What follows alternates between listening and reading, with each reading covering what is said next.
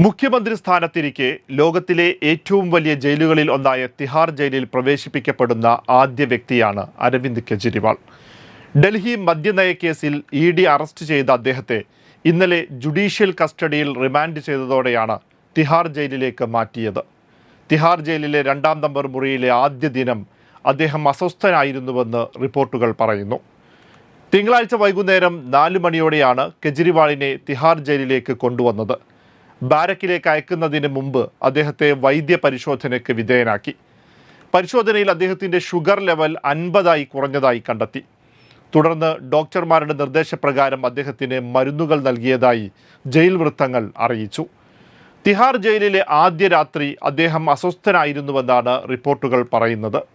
രാത്രി ഏറെ സമയവും കെജ്രിവാൾ 14x8 അടി സെല്ലിൽ ചുറ്റിത്തിരിയുകയായിരുന്നുവെന്ന് ജയിൽ ഉദ്യോഗസ്ഥർ പറഞ്ഞു. സിമന്റ് തറയിൽ കുറച്ചു നേരം മാത്രമാണ് അദ്ദേഹം ഉറങ്ങിയത്. തിങ്കളാഴ്ച രാത്രി അത്താഴത്തിന് വീട്ടിൽ പാചകം ചെയ്ത ഭക്ഷണമാണ് കെജ്രിവാളിന് നൽകിയത്.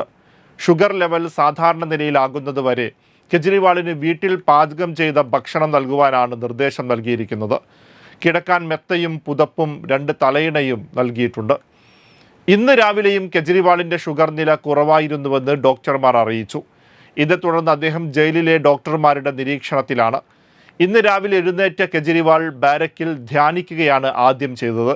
ഇതിനുശേഷം ചായയും 2 ബിസ്ക്കറ്റും നൽകി. ജയിലിൽ വെച്ച് വായിക്കാൻ അദ്ദേഹം ആവശ്യപ്പെട്ട 3 പുസ്തകങ്ങളും അധികൃതർ ലഭ്യമാക്കിയിട്ടുണ്ട്. Ramayanam, Mahabharatam, how prime minister decided എന്നീ 3 പുസ്തകങ്ങളാണ് കെജ്രിവാളിന് നൽകിയത്. 2 സുരക്ഷാ ഉദ്യോഗസ്ഥരെയും ജയിൽ വാർഡനെയും അദ്ദേഹത്തിൻ്റെ സെല്ലിന് പുറത്ത് വിന്യസിച്ചിട്ടുണ്ട്.